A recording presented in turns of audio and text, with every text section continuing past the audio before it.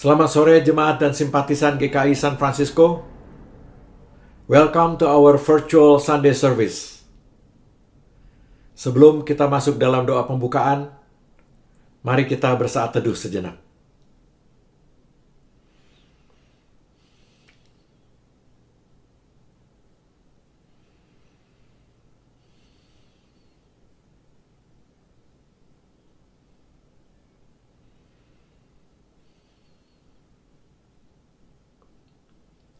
Mari kita berdoa. Bapa kami yang di surga, kami datang kembali ke hadirat-Mu. Terima kasih Tuhan atas penyertaan-Mu selama 1 minggu berlalu. Terima kasih atas kesehatan dan energi yang Kau berikan, walaupun kami masih berada di tengah-tengah coronavirus pandemic. Saat ini kami akan masuk dalam ibadah minggu. Siapkan hati, pikiran, dan konsentrasi kami ya Tuhan. Kami berdoa untuk firman-Mu yang sebentar akan disampaikan oleh Gembala Sidang kami, Pendeta Evangeline Pua. Biarlah Roh Kudus mengurapi beliau, menguasai pikiran dan perkataannya, agar firman Tuhan nanti sungguh dapat menguatkan iman dan meningkatkan kehidupan kerohanian kami. Kami serahkan keseluruhan ibadah sore hari ini ke dalam tangan Tuhan saja. In the name of Jesus Christ, our Lord and Savior, we pray. Amen.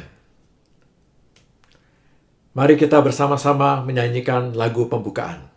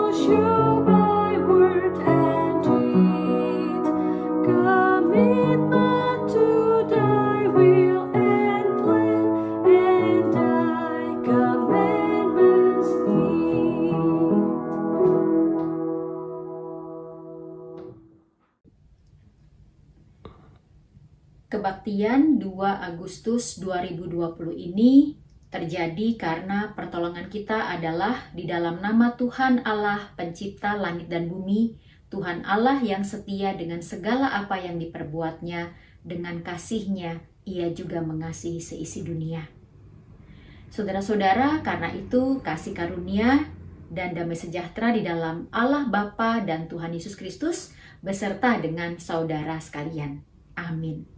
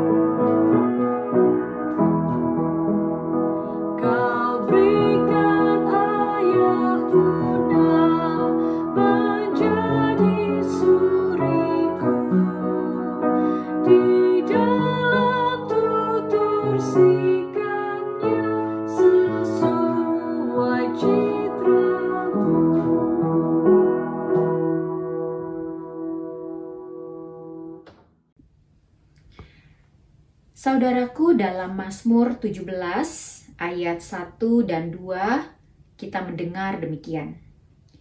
Dengarkanlah Tuhan perkara yang benar. Perhatikanlah seruanku. Berilah telinga akan doaku. Dari bibir yang tidak menipu. Daripadamulah kiranya datang penghakiman, matamu kiranya melihat apa yang benar. Saudara-saudara, di dalam kehidupan kita, seperti yang tadi dikatakan dalam Mazmur Daud, seringkali perasaan bersalah mengejar kita. Karena itu mari dengan penuh perendahan diri kita datang ke hadapan Tuhan, kita berdoa. Ya Tuhan, kami bersyukur karena ibadah atau kebaktian minggu menjadi sarana buat kami untuk datang berhimpun di dalam rumah-Mu. Kami mengaku betapa kami masih sering diburu rasa bersalah, dosa yang tidak henti-hentinya kami masih suka lakukan. Kami belum jera untuk melukai hati Tuhan, melukai hati sesama, dalam keluarga, di dalam relasi, di tengah pekerjaan, atau hidup sehari-hari. Dan juga menista gambar dan rupa Allah di dalam kehidupan pribadi kami. Tuhan, kasihanilah kami. Inilah pengakuan dosa kami. Di dalam nama Tuhan Yesus, kami berseru, kasihanilah kami. Amin.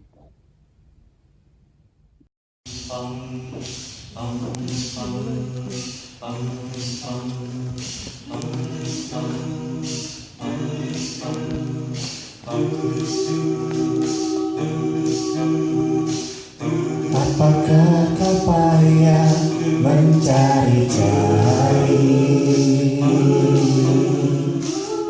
Apakah kau payah bergelir? Bawalah sekarang segala susahmu pada kaki Yesus, serahkanlah.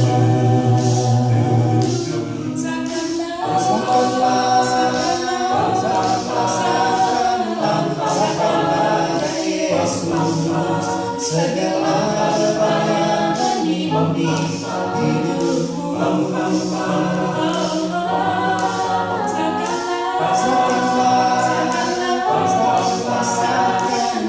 serahkanlah Yesus, Dia akan ganti segala duka menjadi suka. Tak pernah Dia janji hari kan panas, tak pernah Dia janji pasti ada hujan, tapi Dia berjanji memberi kekuatan bila topan ganas melandamu.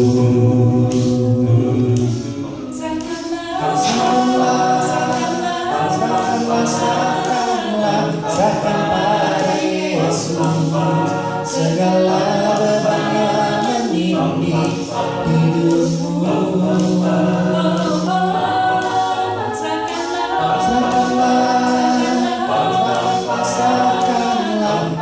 pada Yesus, Dia akan ganti segala duka menjadi suka. Dia akan ganti segala duka menjadi suka. Bersukacitalah kepada setiap orang yang telah mengaku dosa-dosanya di hadapan Tuhan dan percaya akan keselamatan di dalam Tuhan Yesus Kristus, Juru Selamat dunia. Roma 9 ayat 16 sampai 18. Jadi hal itu tidak tergantung pada kehendak orang atau usaha orang, tetapi kepada kemurahan hati Allah. Sebab kitab suci berkata kepada Firaun, "Itulah sebabnya aku membangkitkan engkau supaya aku memperlihatkan kuasaku di dalam engkau, dan supaya namaku dimasyurkan di seluruh bumi. Jadi, ia menaruh belas kasihan kepada siapa yang dikehendakinya, dan ia menegarkan hati siapa yang dikehendakinya. Bersukacitalah, salam damai, Tuhan mengasihi saudara. Beritakanlah sukacita ini juga kepada orang-orang di sekeliling kita, di rumah, di sosial media, di mana saja. Amin.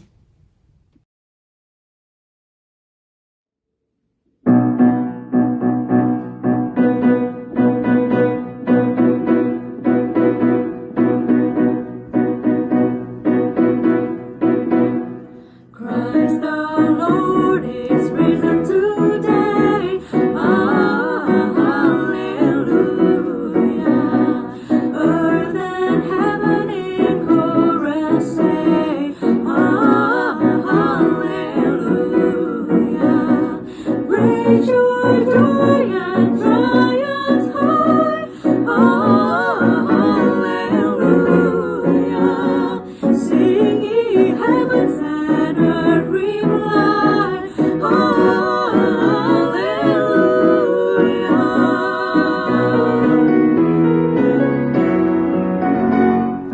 Christus bangkit soralah. Hallelujah. Bumi surga bergema. Hallelujah. Berbalasan bersyukur. Hallelujah. Muliakan Tuhanmu.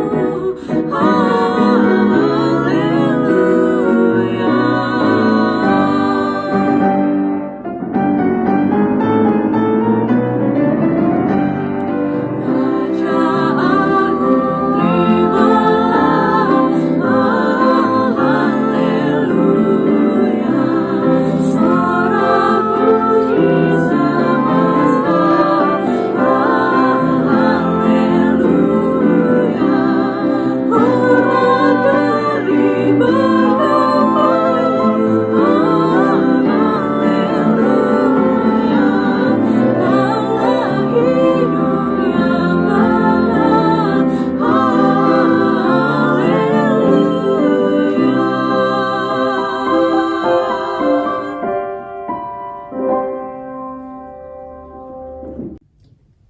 Kita berdoa. Bapa Surgawi, terima kasih atas penebusan dosa dalam Kristus Tuhan Juru Selamat dunia. Kami mohon ketika kami juga mau mendengarkan firman dan hidup di dalam firman, kiranya Roh Kudus-Mu menolong setiap kami, agar kami dapat diterangi hati dan pikirannya seluruh kehidupan ini, supaya kami berpaut pada firman-Mu, tergugah untuk berbenah diri dan menjadi saksi dimanapun kami berkarya, dimanapun Tuhan menghendakinya. Inilah permohonan kami di dalam nama Tuhan Yesus, firman yang hidup. Kami berdoa. Amin. Pembacaan Kejadian 32, 22 sampai 32. Kejadian 32 ayat 22 sampai 32. Pergumulan Yakub dengan Allah.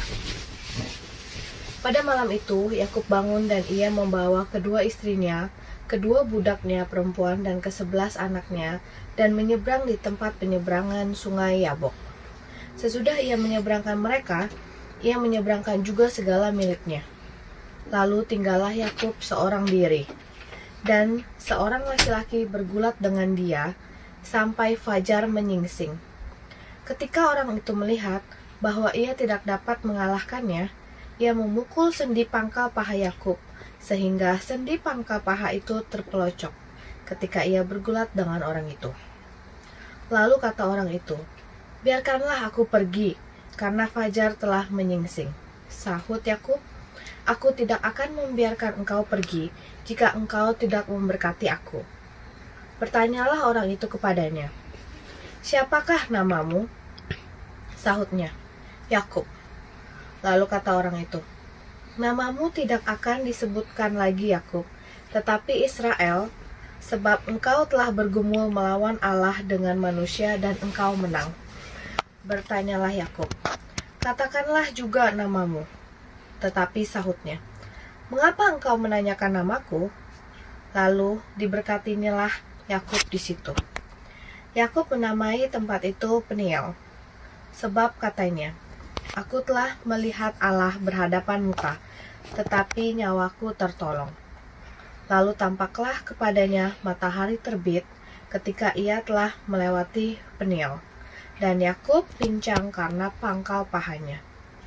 Itulah sebabnya sampai sekarang orang Israel tidak memakan daging yang menutupi sendi pangkal paha, karena dia telah memukul sendi pangkal paha Yakub pada otot pangkal pahanya. Demikianlah sabda Tuhan. Matius 14 ayat 13 sampai dengan 21. Yesus memberi makan 5.000 orang. Setelah Yesus mendengar berita itu, menyingkirlah ia dari situ dan hendak mengasingkan diri dengan perahu ke tempat yang sunyi. Tetapi orang banyak mendengarnya dan mengikuti dia dengan mengambil jalan darat dari kota-kota mereka. Ketika Yesus mendarat, ia melihat orang banyak yang besar jumlahnya, maka tergeraklah hatinya oleh belas kasihan kepada mereka, dan ia menyembuhkan mereka yang sakit. Menjelang malam, murid-muridnya datang kepadanya dan berkata, tempat ini sunyi dan hari sudah mulai malam. Suruhlah orang banyak itu pergi, supaya mereka dapat membeli makanan di desa-desa. Tetapi Yesus berkata kepada mereka, tidak perlu mereka pergi, kamu harus memberi mereka makan. Jawab mereka, yang ada pada kami di sini hanya 5 roti dan 2 ikan. Yesus berkata, bawalah kemari kepadaku. Lalu disuruhnya orang banyak itu duduk di rumput, dan setelah diambilnya 5 roti dan 2 ikan itu, Yesus menengadah ke langit dan mengucap berkat, lalu memecah-mecahkan roti itu dan memberikannya kepada murid-muridnya, lalu murid-muridnya membagi-bagikannya kepada orang banyak. Dan mereka semuanya makan sampai kenyang. Kemudian orang mengumpulkan potongan-potongan roti yang sisa, 12 bakul penuh. Yang ikut makan kira-kira 5.000 laki-laki, tidak termasuk perempuan dan anak-anak. Ya, berbahagialah setiap orang yang mendengarkan firman Tuhan dan yang melakukannya dalam kehidupan setiap hari. Haleluya, terpujilah Tuhan. Saudara-saudara, berita apa yang biasa saudara suka dengar? Berita apa yang biasa saudara suka untuk teruskan kepada orang-orang dalam lingkaran pertemanan atau keluarga? Berita apa yang biasanya saudara suka bahkan pikirkan berulang-ulang? Atau berita apa yang biasanya belum dibaca pun udah saudara hapus, udah saudara pindahkan, hilangkan dari memori telepon ataukah dari memori di laptop atau komputer-komputer kita. Setiap orang punya pilihan yang berbeda.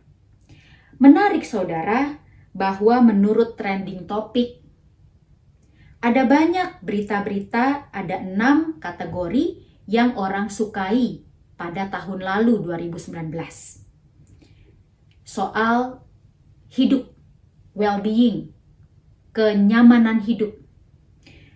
Soal keseharian, termasuk bahwa praktek-praktek spiritual tidak lagi jauh diminati seperti dulu. Tetapi orang lebih suka praktek-praktek spiritual yang bisa dibuat sendiri. Makanya kabarnya orang-orang setelah nonton drama Korea jadi juga ada yang lebih suka punya tanaman hidup di dalam ruang-ruang rumahnya. Atau juga yang ketiga tentang budaya yang diciptakan. Misalnya juga orang belakangan lebih suka untuk mendengarkan musisi-musisi yang belum punya nama besar. Yang masih indie gitu ya, yang masih independen. Atau juga orang suka untuk menciptakan informasi melalui video-video yang dia bikin sendiri. Saya punya sepupu suka bikin ulasan tentang K-pop, penyanyi K-pop di Korea yang perempuan. Lalu dia juga mengamati apa sih kenapa konsepnya begini. Lalu juga sampai ada promosi-promosi keadilan dalam video-video lagu penyanyi-penyanyi Korea perempuan ini. Atau juga ada yang mengatakan trending topik keempat adalah identitas. Soal menerobos stereotip. Menerobos isu-isu supaya orang semakin sadar keadilan gender dan keadilan kepelbagaian latar belakang, ras, agama, jenis kelamin, dan sebagainya. Atau juga yang kelima, trending topiknya tentang planet. Kesadaran untuk lebih memilih langkah-langkah etis yang juga pro lingkungan kehidupan yang ada di alam raya ini. Menuntut supaya perusahaan-perusahaan lebih memikirkan cara bisnis yang bersih, yang tidak merugikan lingkungan dan juga masyarakat di sekitarnya. Dan yang keenam, trending topiknya adalah tentang kehidupan teknologi. Kembali lagi, jadi berita macam apa yang saudara dan saya suka? Suka untuk dengar, suka untuk hapus, suka untuk teruskan, suka untuk pikirkan. Nah, saudara-saudara, kesamaan dalam teks Alkitab yang tadi kita baca tentang kisah Yakub di Sungai Yabok, di tepian Sungai Yabok, dan kisah tentang Yesus yang memberi makan 5.000 orang. Kesamaannya saya menemukan sekurangnya ada 3. Yang pertama, kondisi terkini Yakub dan Yesus sesudah mereka mendengar sebuah berita. Yakub dalam Kejadian 32 ayat 66, terjemahan Alkitab Bahasa Indonesia Sehari-hari berkata begini, para utusannya telah pergi kepada Esau, abang Yakub, dan sekarang ia dalam perjalanan kemari ke tempat itu untuk menemui Tuan Yakub. Jadi Yakub sudah dengar utusannya itu ternyata menyampaikan berita Esau betapa jengkelnya kepada Yakub dan bahkan dalam perjalanan dengan 400 orang mau ketemu berhadapan dengan Yakub. Yakub sangat takut, saudara. Yakub bahkan dikatakan sesak hatinya. Yakub lalu membagi 2 jumlah pasukannya, mencakup orang-orangnya, kambing domba, lembu sapi, dan juga untanya. Yakub juga bahkan menyeberangkan jauh segala miliknya, kedua istrinya, kedua budaknya, dan ke-11 anak-anaknya di penyeberangan Sungai Yabok. Sementara Yesus kondisinya juga serupa dalam hal dia juga baru menerima sebuah berita. Menerima berita dari murid-murid Yohanes Pembaptis bahwa Yohanes Pembaptis dibunuh atas desakan anak perempuan Herodias yang terhasut Herodias sendiri. Kepala Yohanes Pembaptis dipenggal. Dan juga bandingkan dalam teks berikut sebelumnya dalam Matius 14 ayat 1, kondisi yang datang kepada Raja Herodes, sampailah berita-berita tentang Yesus kepada Herodes, raja wilayah. Jadi keunikan dari tokoh-tokoh Alkitab tadi, kesamaannya adalah bahwa mereka juga semuanya habis dengar berita. Berita yang rupa-rupanya tidak mereka suka. Berita yang rupa-rupanya melukai hati mereka. Lalu yang kedua, lokasi di mana tadi diceritakan Yakub dan Yesus adalah lokasi di luar ruangan. Di luar bangunan, di luar istana, di luar dari rumah ataupun rumah-rumah ibadah. terjadinya bahaya itu berarti cobaan, juga tantangan, dan penempaan hidup terjadi di mana saja. Bukan hanya di rumah ibadah, tetapi juga Tuhan mau menempa orang-orang kekasih hatinya ini di luar bangunan. Yang ketiga, Yesus dan Yakub dalam teks tadi sama-sama sedang sendiri. Namun saudara, jelas Yakub dan Yesus dalam kisah tadi punya perbedaan yang sangat signifikan, yang sangat besar. Yakub bedanya ketika dulu dia berada di Betel, Allah menjumpai Yakub yang tertidur. Allah menganugerahkan janjinya akan berkat-Nya yang tidak berkesudahan. Di perjalanan pulang, Allah kembali mengambil kesempatan itu, bahwa Yakub sedang sendirian dan rapuh. Dan Allah di situ menyatakan dirinya ketika Yakub di Betel. Namun dalam teks ini tadi, Yakub, Allah datang sebagai ancaman yang gelap, berkedok, tersamar, tidak kelihatan, dan bukan sebagai sosok yang melindungi.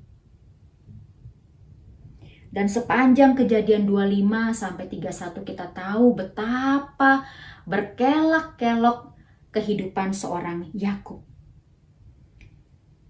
Sebagai saudara kembar bersama dengan Esau, kedua anak kembar yang Tuhan anugerahkan bagi Ishak dan juga Ribka, Esau hidup dari berburu, tampak lebih liar, kemudian juga anak tertua, pewaris berkat, dan segala keberuntungan. Sebaliknya, Yakub berperawakan seperti lembek. Penampilannya lebih enteng. Dia hidup lebih berdasarkan akal ketimbang tenaganya. Dan Yakub berulang-ulang licik dan menipu setiap anggota keluarganya dan lari dari konflik. Jadi kok bisa sih orang kayak Yakub ini, apa sih pantas orang seperti Yakub ini berterima berkat, saudara? Pantas gak kalau ada orang seperti ini yang terima berkat? Gimana, saudara? Pantas gak kalau orang seperti ini ada di keluarga kita? Pantas gak kalau orang seperti ini ada dalam masyarakat kita? Di dalam kelompok kita, dalam rumah kita, dalam lingkungan kita? Gak nyaman, saudara, berjalan dengan orang seperti ini. Dan dalam kisah tadi juga setelah 20 tahun terpisah, maka Yakub bakal bertemu lagi dengan Esau yang sudah lama geram marah terhadapnya. Yakub terus mencoba mencari cara untuk mengelak dari bahaya. Yakub memisahkan keluarga dan budaknya ke dalam 2 tempat yang berbeda, jauh ke seberang sungai Yabok. Dan di sini lagi-lagi tadi sama, Yakub sendirian. Anak kembar kan hampir tidak pernah hidup sendirian, terpisah dari saudara kembarnya, bukan? Dan di dalam teks tadi dikatakan seorang laki-laki bergumul dengan Yakub until the break of dawn. Waktu yang ditunjukkan ini adalah sebuah waktu yang penting, ya, antara malam dan siang. Sebuah waktu yang sedang transformasi, waktu yang sedang bergeser dari terang menjadi gelap. Dari gelap menjadi terang. 2 warna, 2 kondisi yang saling berbeda. Siapa laki-laki itu tidak jelas identitasnya. Dan mengapa Allah berperan antagonis di sini? Apakah Allah capek dengan Yakub? Apakah Allah sedang mengajari Yakub tentang berkatnya yang tidak boleh dibuang-buang, yang tidak boleh dipandang enteng, begitu saudara? Dan respon Yakub dalam teks tadi juga bukan sebuah hal baru, sebab kita tahu sedari dalam kandungan dia sukanya bergulat, ya. Dan menarik juga bahwa dalam penulis Alkitab sumber yang ada, kata yang dipakai ini adalah antara nama Yakub dengan kata kondisi bergulat tadi, akar hurufnya itu sama, ya. Yakub itu kan dia pakai konsonannya YKV, Yakov gitu ya. Kemudian kalau dari kata bergulat dia pakainya YVK, ya. Jadi dia pakai yang satu YKV, yang satu YVK. Ini berarti bahwa ada keterkaitan erat antara diri Yakub yang memang seperti seolah-olah itu dari kecil, dari dulu tuh sukanya tuh bergulat gitu, bertengkar, cari celah untuk bisa mengelak dari bahaya. Tetapi memang di sini bedanya, Yakub menyerah, kemudian dia tidak agresif, dia semakin mendewasa mungkin, dia tidak lari, dan dia bertarung secara terbuka, dan dia juga bertahan untuk dapat apa yang dia mau, yaitu berkat. Dan disinilah juga kita melihat seorang komentator bahkan menyoroti tindakan itu sebagai sebuah dinamika hidup. Bahwa di dalam pergumulan Yakub di sini, kita melihat betapa Yakub itu selalu ingin mendekat dengan sosok yang sedang bergulat dengannya ini. Ya. Jadi ini bedanya. Bahwa Yakub itu ada dalam kesendiriannya di alam raya, juga dalam pelariannya itu ketika sudah dengar berita, bedanya di sini adalah dia dalam kondisi yang nggak stabil sebelumnya. Dan di dalam teks tadi juga dia sebetulnya nggak stabil, tapi lama-lama dia bertekad untuk mencari berkat dari orang laki-laki yang bergulat dengan dia ini. Ya, ini bedanya dengan kondisi Yesus sendiri. Kenapa? Karena Yesus dalam teks Matius 14, setelah Yesus mendengar berita bahwa Yohanes Pembaptis itu dibunuh, dipenggal kepalanya, dan berita itu dia tahu dari murid-murid Yohanes Pembaptis, maka Yesus menyingkir dari situ. Yesus gak tahan, saudara, pasti. Terluka karena dia juga dekat dengan Yohanes Pembaptis. Dan dia tahu betapa Yohanes Pembaptis ini mempersiapkan jalan baginya. Yohanes Pembaptis juga memberitakan tentang kerajaan Allah dengan cara yang sedemikian ekstrimnya. Dia menjauh dari keramaian dunia. Jadi kalau Yesus kehilangan sosok seperti ini, itu pasti adalah sesuatu yang sangat melukai hatinya. Dan bukan hanya itu, saudara. Lebih lanjut Matius mengatakan lagi, lalu Yesus melihat ada orang banyak yang besar jumlahnya. Dan mereka lapar. Dan di dalam bahasa Yunani yang dipakai di sini, katanya adalah arhostos. Arhostos ini menunjukkan bukan hanya keadaan orang lapar, belum makan, tetapi juga orang yang lemah rohnya. Orang yang tidak punya semangat, dispirited. Orang yang lesu, tidak bergairah. Dan karena kondisi itulah, Yesus kemudian, kita lihat di sini, Yesus kemudian keluar dari zona kesendiriannya. Dia memilih untuk tergerak dan bergerak. Kata Yunani yang dipakai di sini juga adalah splagnisomai. Splagnisomai ini berarti to be moved, digerakkan. Digerakkan di sini, saudara, bukan sekedar karena perasaan piti. Piti itu kan kayak kasihan gitu ya. Kasihan itu kan lahir dari kondisi saya punya banyak, saya well eaten, well fed gitu ya. Saya cukup, saya hidupnya baik.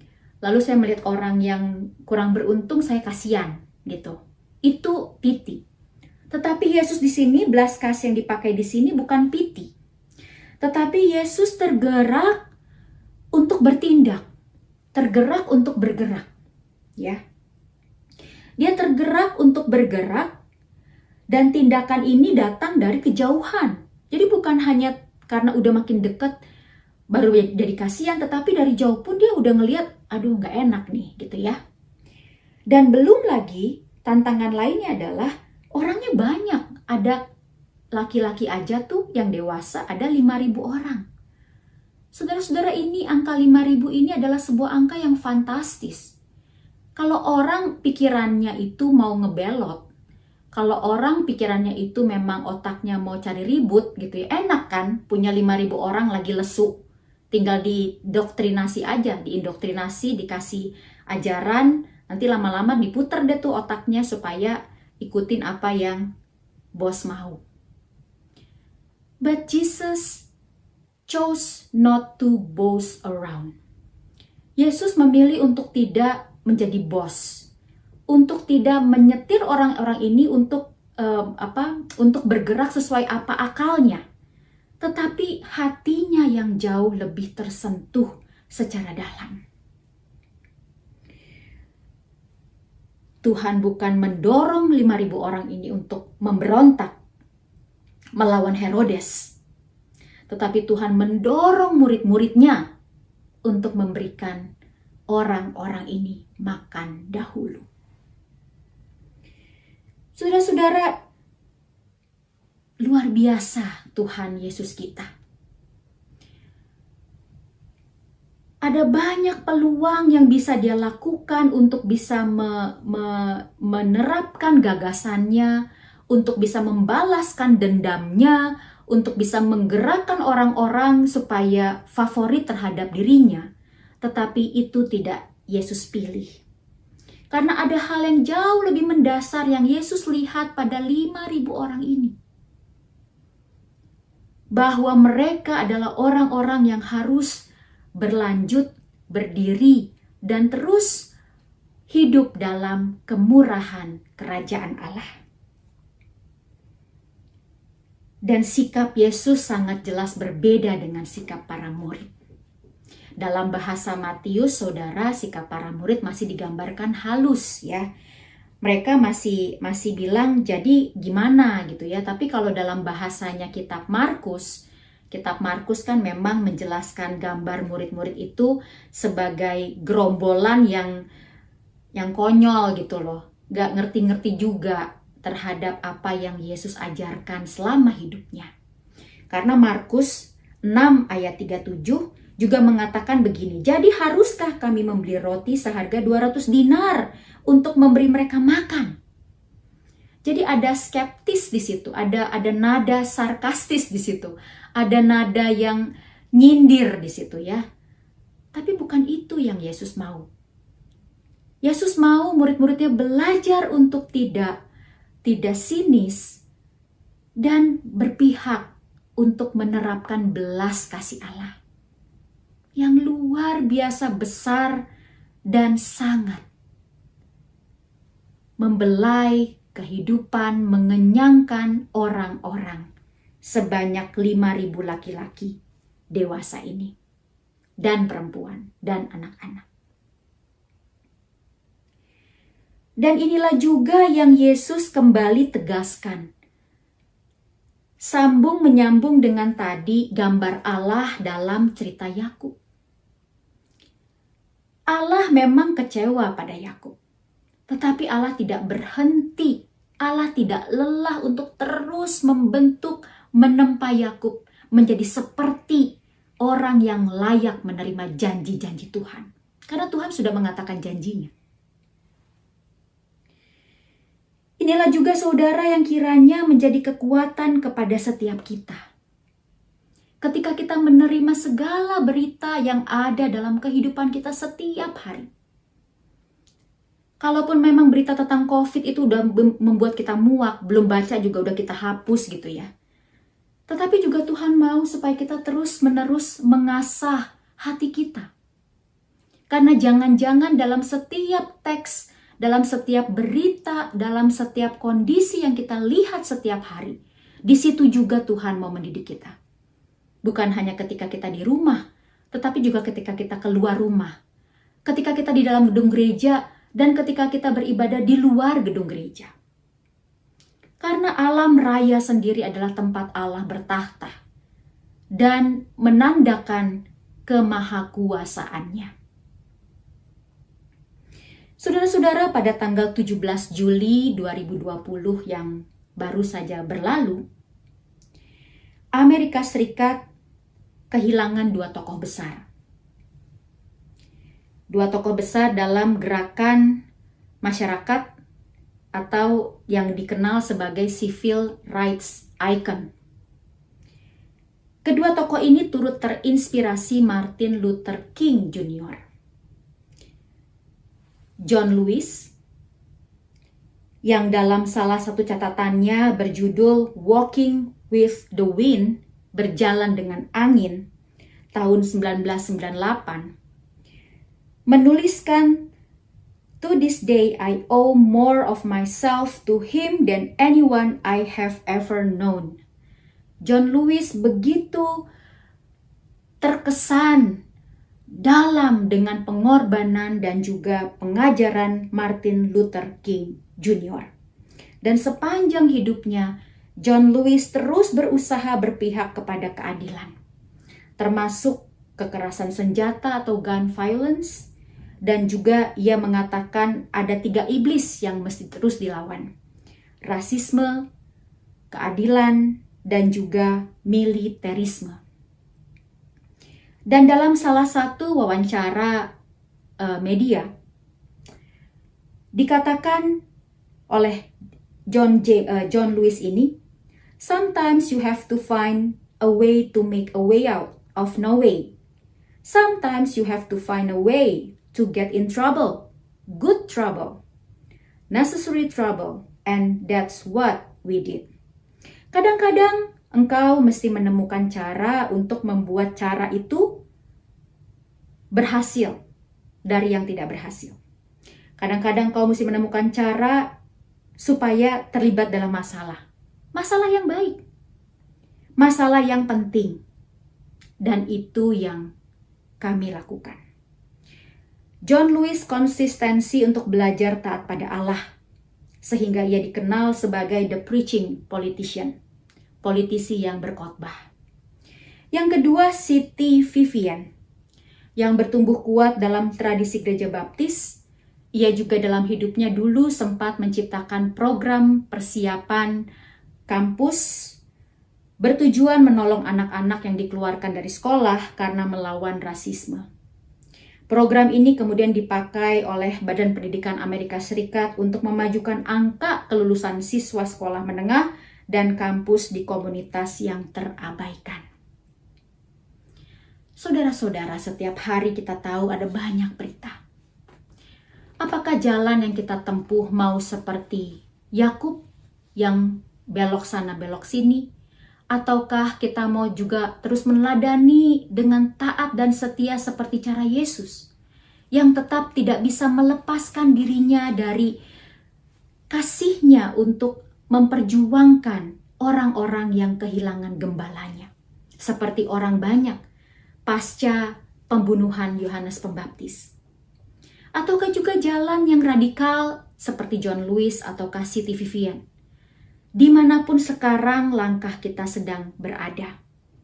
Biarlah langkah itu membuat kita tetap menuju kepada janji-janji Allah dan kita tetap ditempa olehnya. Selamat untuk terus menyikapi setiap berita, dan biarlah sikap kita itu memuliakan Tuhan. Amin.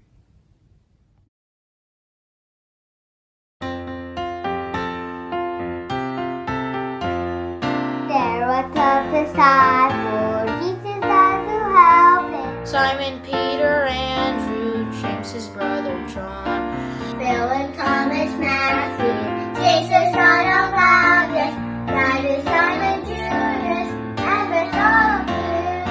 Jesus calls us to. Jesus calls us to. We are His disciples. I am one of you. Jesus calls us to. Jesus calls us to.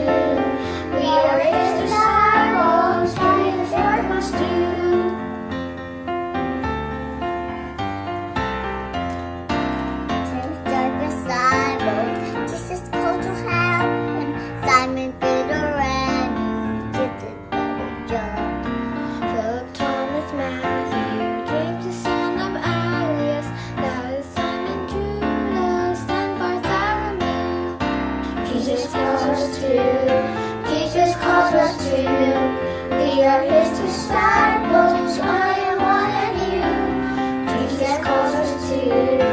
Jesus calls us to. We are His disciples. He would want us to.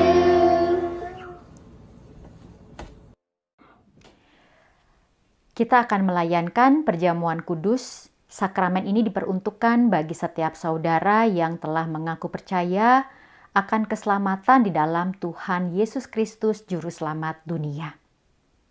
Mari saudara, kita berdoa. Bapa Surgawi, kami bersyukur atas rahmat-Mu.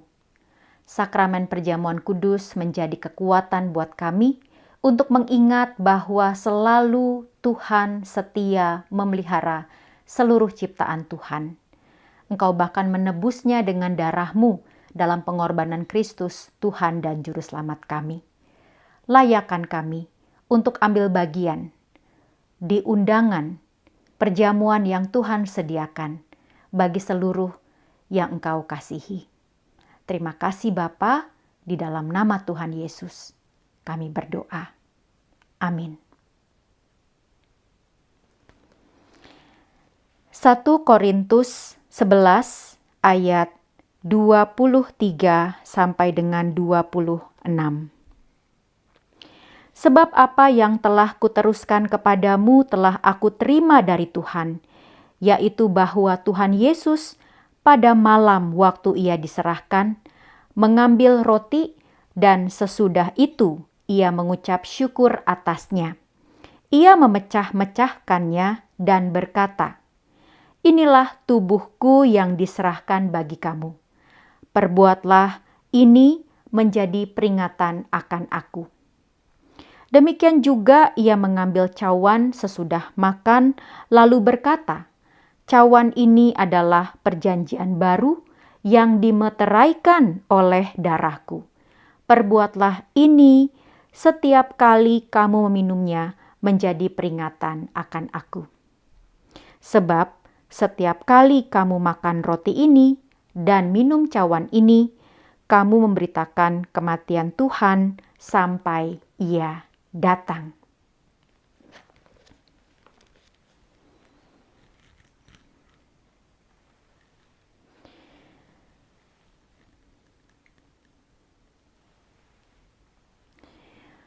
Saudara-saudaraku, roti ini adalah lambang persekutuan kita dengan tubuh Tuhan Yesus Kristus.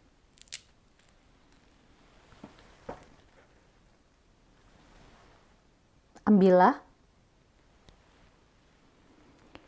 Ingat dan percayalah bahwa tubuh Tuhan kita Yesus Kristus telah diserahkan bagi keselamatan dunia, bagi keselamatan saudara dan saya. Makanlah.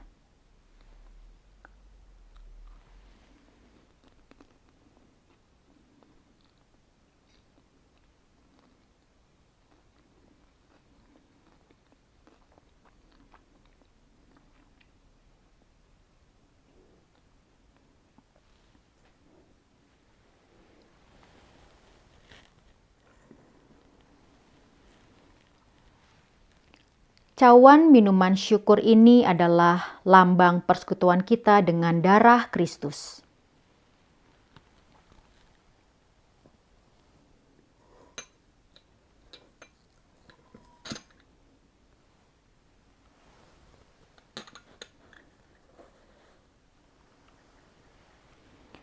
Ambillah, ingat dan percayalah bahwa darah Tuhan kita, Yesus Kristus, telah dicurahkan bagi keselamatan dunia, bagi keselamatan saudara dan saya. Minumlah.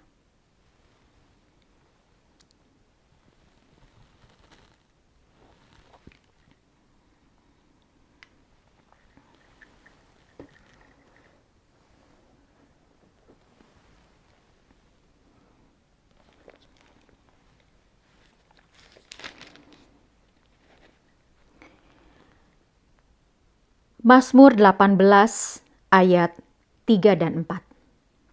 Ya Tuhan bukit batuku, kubu pertahananku dan penyelamatku, Allahku gunung batuku tempat aku berlindung, perisaiku tanduk keselamatanku, kota bentengku. Terpujilah Tuhan, seruku, maka aku pun selamat daripada musuhku.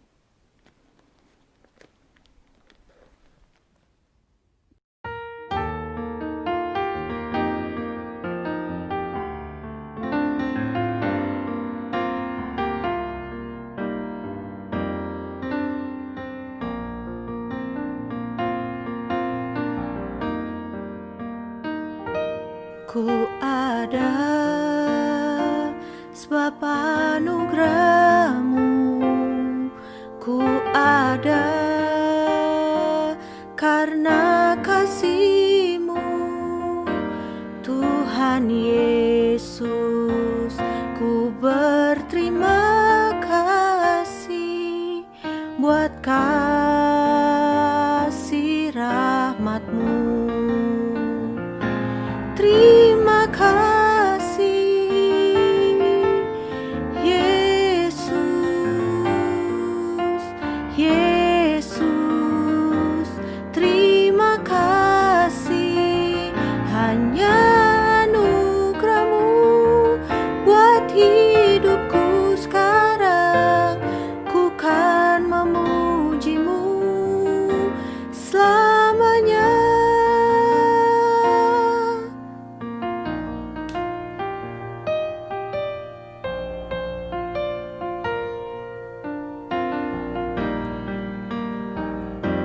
I am here because of your grace.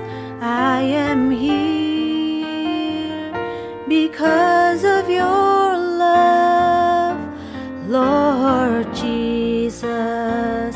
I am so thankful for your grace abounds to me. Thank you, Jesus, Jesus, Jesus. Thank you, Jesus. It's only by your grace that I could live today. Forever I will praise your name. Thank you, Jesus, Jesus, Jesus. Thank you, Jesus. It's only by your grace that I could live today. Forever I will praise your name.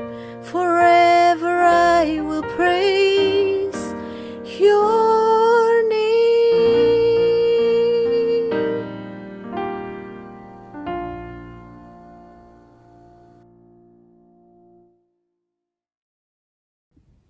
Kita berdoa.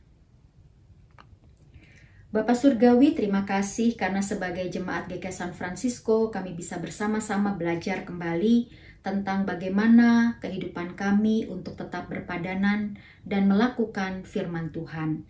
Pimpin kami selalu untuk menjadi orang-orang yang rendah hati, yang juga tetap berbelas kasih sebagaimana tindakan Yesus dan juga tindakan Yakub ketika dia mempasrahkan dirinya pada pembentukan dari Allah yang sedari awal mau menetapkan janji-janjinya bagi perjalanan bangsa Israel sendiri. Karena itu biarlah kami sebagai umat Kristen di masa postmodernisasi, kami juga tetap bisa untuk menjadi orang-orang Kristen yang tetap giat, tekun dalam memberitakan firman Tuhan. Bagi yang sedang berulang tahun Tuhan, mohon juga Engkau tetap beserta dengan mereka, kiranya perayaan mereka menjadi sukacita bagi dunia dan memberitakan firman Tuhan sebagai kesaksian hidup yang nampak dari cara mereka berpikir, berkata-kata, dan bertingkah laku dalam kehidupan sekitarnya. Bagi mereka yang juga merayakan hari ulang tahun pernikahan, Tuhan pimpinlah juga supaya pasangan suami istri ini dan keluarganya tetap menjadi sumber kekuatan juga bagi orang-orang terdekat dan juga bagi orang-orang asing yang dikenal dalam kehidupan sehari-hari. Juga ketika ada yang sedang sakit atau juga membutuhkan perawatan atau tetap harus memeriksakan diri secara berkala kepada dokter, biarlah Engkau ya Allah yang juga tetap menjamah mereka satu persatu. Khususnya dalam masa-masa pandemi Tuhan. Ada begitu banyak orang yang terus tersiksa karena infeksi ini yang belum juga berhenti. Apalagi orang-orang yang tetap harus bekerja untuk langsung merawat orang-orang sakit di rumah-rumah sakit, di klinik ataukah di rumah-rumah mereka. Biarlah mereka juga tetap kuat dan sehat, dan biarlah juga segala protokol kesehatan, rekomendasi Departemen Kesehatan yang bersertifikasi, semuanya juga selalu dapat diindahkan dan dihargai demi kehidupan bersama-sama, sehingga ciptaan alam raya yang Tuhan hadirkan ini juga mampu menjadi ruang bagi kami untuk tetap merasakan belayan kasih Kristus dimanapun kami berada. Kami juga menyerahkan mereka yang memasuki masa-masa lanjut usia, baik yang tinggal sendirian maupun juga ditemani oleh sanak keluarga atau perawat mereka, baik yang ada di dekat tempat kami, di rumah kami bahkan, dan juga yang ada di luar negeri. Biarlah apapun kondisi mereka Tuhan, mereka juga menjadi berkat, mereka juga ceria, dan kami pun juga dapat berkaca tentang indahnya hidup bersekutu dalam kerajaan Allah. Sehingga pergumulan mereka juga menjadi pergumulan kami, dan kesenangan kami juga menjadi kesenangan mereka bersama-sama. Bapa dalam surga, kami juga bersama mau berdoa dalam pergumulan Dewan Gereja Dunia, yang berdoa dalam bersyukur atas kehidupan yang ada di alam raya, di tanah, dan juga mereka yang melindungi habitat-habitat kehidupan alam liar dan hutan-hutan ini. Juga tradisi-tradisi lisan atau juga kisah-kisah rakyat dan praktek-praktek hidup yang baik yang telah dipelihara di tanah dimanapun manusia itu berada, termasuk di Amerika Serikat dan di Indonesia. Kami juga bersyukur untuk pembangunan, di mana ada banyak kekayaan mineral dan ekonomi yang juga mampu menguntungkan orang-orang di sekitarnya. Biar juga kehidupan masyarakat sekitar tetap mampu makmur secara merata, adil, dan sejahtera. Kami juga berdoa untuk proses pemilihan umum presiden, baik yang ada di Indonesia, atau juga dalam kehidupan di Amerika khususnya, atau juga di kehidupan di seluruh dunia, dan segenap jajaran pemerintahan yang ada.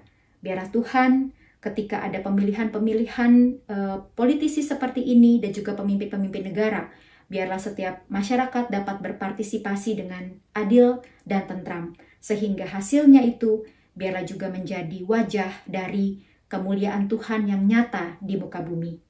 Kami juga mau berdoa bersama-sama dengan kesaksian gereja-gereja di seluruh dunia, termasuk Gereja Presbyterian Church Amerika, dan juga rencana rapat bersama dari National Indonesian Presbyterian Council yang sebentar lagi akan juga dilakukan.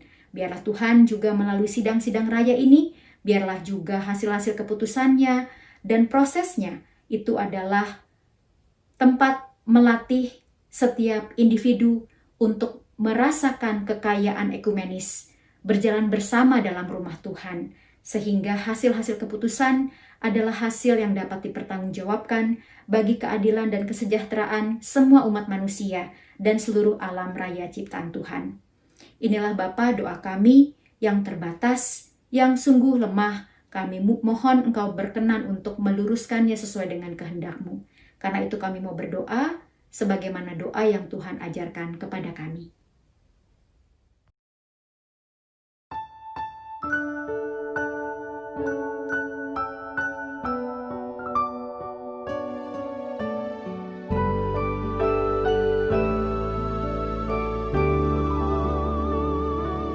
Bapa kami yang ada di surga, dikuduskanlah nama-Mu, datanglah kerajaan-Mu, jadilah kehendak-Mu di bumi seperti di surga. Beri kami hari ini makanan yang secukupnya. Ampuni salah kami seperti kami ampuni yang bersalah pada kami. Jangan bawa kami dalam pencobaan, melainkan lepaskan kami dari yang jahat, sebab Kaulah yang punya kerajaan dan kuasa dan kemuliaan sampai selama-lamanya. Amin. Amin.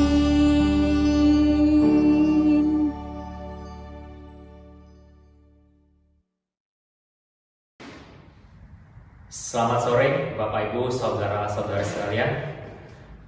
Pada saat ini kita mau masuk dalam pengakuan iman rasuli. Saya undang semua bangkit berdiri. Bersama-sama dengan seluruh gereja di segala tempat dan abad, marilah kita mengakui iman percaya kita sesuai dengan pengakuan iman rasuli. Aku percaya kepada Allah, Bapa yang Maha Kuasa, Khalik langit dan bumi, dan kepada Yesus Kristus, Anak yang tunggal Tuhan kita, yang dikandung daripada Roh Kudus, lahir dari anak darah Maria, yang menderita sengsara di bawah pemerintahan Pontius Pilatus, disalibkan, mati dan dikuburkan, turun ke dalam kerajaan maut, pada hari yang ketiga bangkit pula dari antara orang mati, naik ke surga, duduk di sebelah kanan Allah Bapa yang Maha Kuasa, dan dari sana Ia akan datang untuk menghakimi orang yang hidup dan yang mati. Aku percaya pada Roh Kudus, gereja yang kudus dan am, persekutuan orang kudus, pengampunan dosa, kebangkitan orang mati, dan hidup yang kekal. Amin. Silakan duduk. Selamat sore jemaat yang dikasihi Tuhan. Berikut ini adalah warta jemaat untuk minggu ini. Bagi jemaat yang membutuhkan konsultasi pastoral, dapat menghubungi Pendeta Evangeline Pua di nomor 415-685-5979 atau mengirimkan email kepada majelis ke session@gkisf.org. Majelis Jemaat ingin mengucapkan selamat kepada mereka yang merayakan ulang tahun, anniversary, maupun peristiwa penting lainnya. Oleh karena itu, sebagai ucapan syukur kepada Tuhan, jemaat dapat memberikan persembahan melalui Thanksgiving ke nomor 415-532-2225. Persembahan juga dapat diberikan secara online di website berikut ini. Jemaat dapat menulis cek untuk GKI San Francisco dan mendepositkannya ke Bank of America, atau juga transfer uang ke rekening Bank of America. Untuk nomor account dan routing number bisa dilihat di WhatsApp grup GKI San Francisco. Dalam masa karantina ini sangatlah penting agar kita semua tetap terlibat di dalam persekutuan dengan umat Tuhan. Oleh karena itu kami ingin mengajak jemaat untuk bergabung dalam kegiatan berikut ini. Doa malam tiap Senin malam jam 8.30 sampai 9.30. Pemahaman Alkitab tiap Kamis malam jam 7:30 sampai 8:30.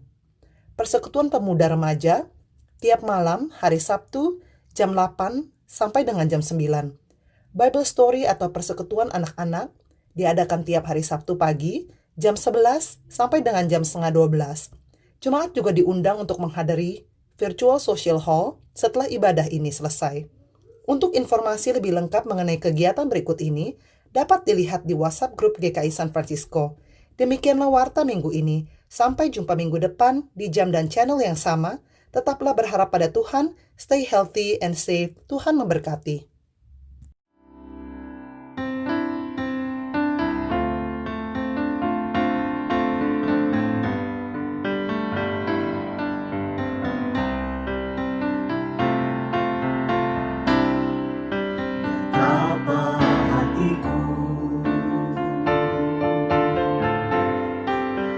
Terima kasih Yesus.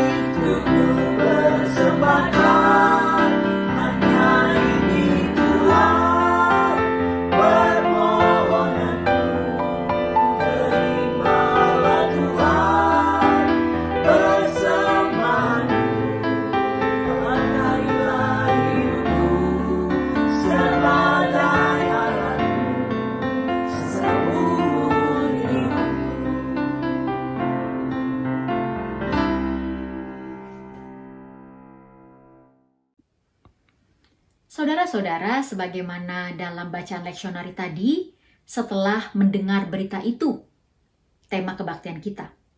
Namun kita juga setiap hari akan terus mendengar berita, pun ketika nanti kebaktian ini sudah selesai di layar. Oleh karena itu, mari kita tetap tanamkan hidup kita di dalam apa yang Tuhan kehendaki. Mari kita bernyanyi sebagai tanda kesiapan kita untuk diutus dalam kehidupan setiap hari.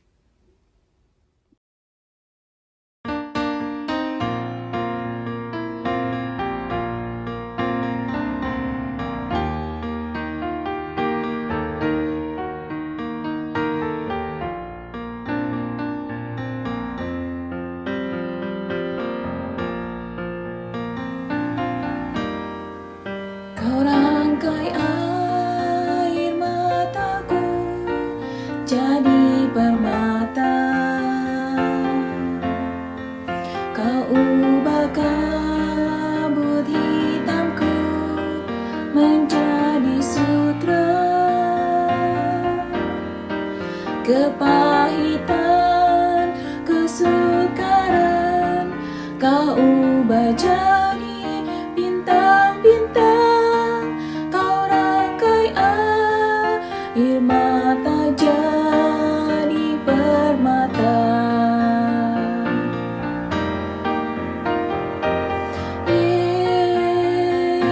Yesus, oh Yesus, Yesus, oh Yesus.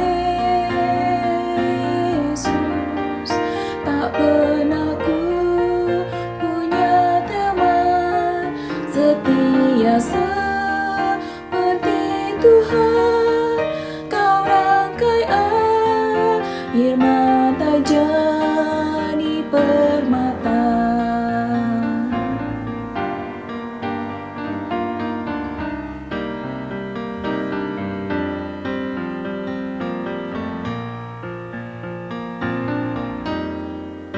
Betapa beda jalanmu dari jalanku,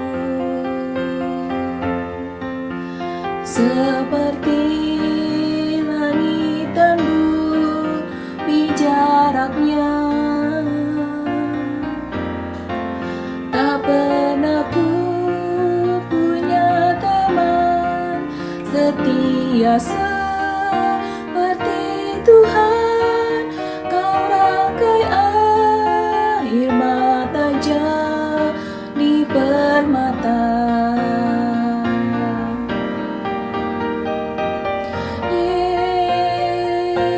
Yesus, oh Yesus,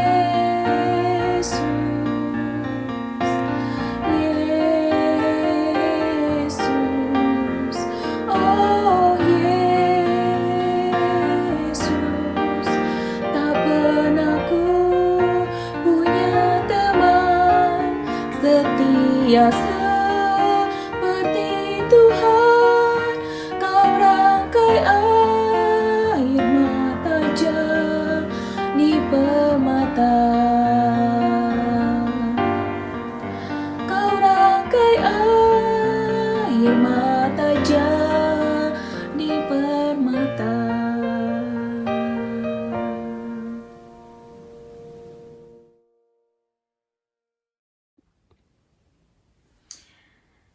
Kehidupan nyata akan segera dimulai, ibadah nyata juga itu berarti tetap berlangsung dalam kehidupan kita setiap hari.